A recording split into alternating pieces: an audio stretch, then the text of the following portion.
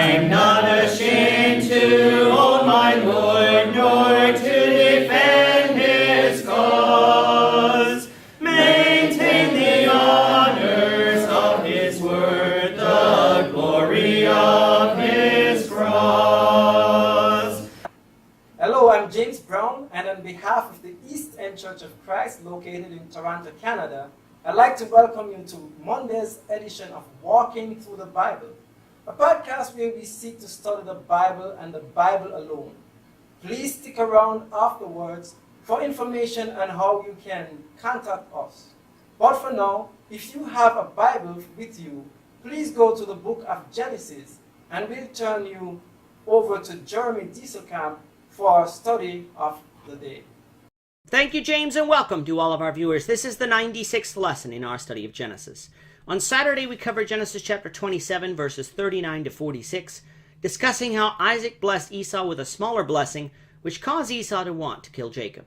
If you missed that episode and would like to watch it, you can find it and all of our other podcasts on our website at www.eastendchurch.org.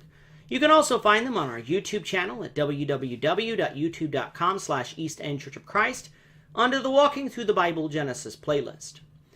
Today we're going to begin with Genesis 28 verse 1 and read through verse 9. The text that you'll see on the screen is from the English Standard Version, but you're welcome to follow along with any version that you have. So let's now read Genesis 28, beginning at verse 1. Then Isaac called Jacob and blessed him and directed him, "You must not take a wife from the Canaanite women. Arise, go to Padan Aram, to the house of Bethuel your mother's father, and take as your wife from there one of the daughters of Laban, your mother's brother. God Almighty bless you, and make you fruitful, and multiply you, that you may become a company of peoples. May he give the blessing of Abraham to you, and to your offspring with you, that you may take possession of the land of your sojournings that God gave to Abraham." Thus Isaac sent Jacob away, and he went to Padan Aram, to Laban the son of Bethuel the Aramean, the brother of Rebekah, Jacob and Esau's mother. Now Esau saw that Isaac had blessed Jacob and sent him away to Padan Aram to take a wife from there, and that as he blessed him, he directed him, "You must not take a wife from the Canaanite women," and that Jacob had obeyed his father and his mother and gone to Padan Aram. So when Esau saw that the Canaanite women did not please Isaac his father, Esau went to Ishmael and took as his wife, besides the wives he had, Mahalath, the daughter of Ishmael, Abraham's son, the sister of Nebaioth. This chapter is a continuation of chapter 27. Jacob has been blessed with the blessing of headship of the family once Isaac dies. Even though it was God's will that Jacob receive this blessing, Isaac sought to bless Esau with this blessing instead. Instead of consulting God, Rebekah devised a plan where Jacob would trick Isaac into blessing him instead of Esau. When Esau found out that Jacob was blessed instead of him, Esau vowed to kill Jacob once Isaac died, an event that he thought was close to happening. Rebekah heard of this plan, and so she told Jacob to flee to her brother, and when Esau had calmed down, she would call for him. She then informed Isaac of what was going to happen.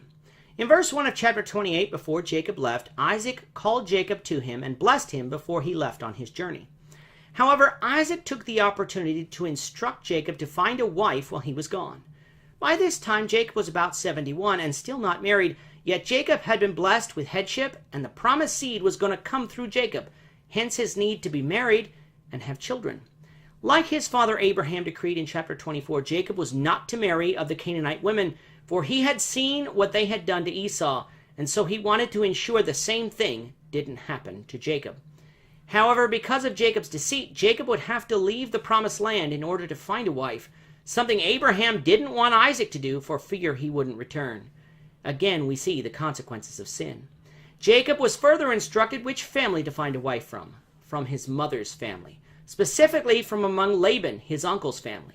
Notice here that Jacob was to select one of the daughters of Laban, not two or three. Isaac, unlike Abraham, didn't have concubines. He only had Rebekah, and although he had his troubles, he followed what God intended for marriage from the beginning, and he didn't have a rivalry between the women to deal with. I believe Jacob fully intended to take one wife from among Laban's daughters, but as we'll see, Laban tricked Jacob, and therefore Jacob took more than one wife. Chapter 27 then reveals to us that Isaac asked God Almighty, the only God of this universe, to bless Jacob with the blessing of Abraham and make him a mighty people, that would take possession of this land. Not only was this praying that God would fulfill the promise given to Abraham and himself, but I believe it was also meant to remind Jacob that Padan Aram, the home of Laban, was not to remain his home, but he was to return to the land of Canaan. Jacob, having been blessed by his father, left. Esau then, seeing Isaac bless Jacob and commanding him not to take wives from among the Canaanites, tries to please his father by taking a third wife, this time not from among the Canaanites, but from among the Ishmaelites, a child of Abraham and Isaac's half-brother.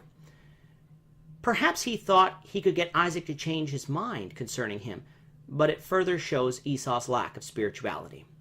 With that, our time is up for today. Please join us, the Lord willing, tomorrow when we will continue our study of Genesis, beginning with Genesis 28, verse 10. Thank you, Jeremy. And to our viewers, we also thank you for watching. Don't forget to subscribe to our YouTube channel by clicking on the subscribe button below. Should you have any questions or comments, please leave a comment below or email us at answerintheword@gmail.com. We'll try to respond to you as quickly as we can. We hope you'll join us, the Lord willing, tomorrow when we'll be continuing our study of the book of Genesis. Goodbye for now and have a great day. I'm not ashamed to own my Lord.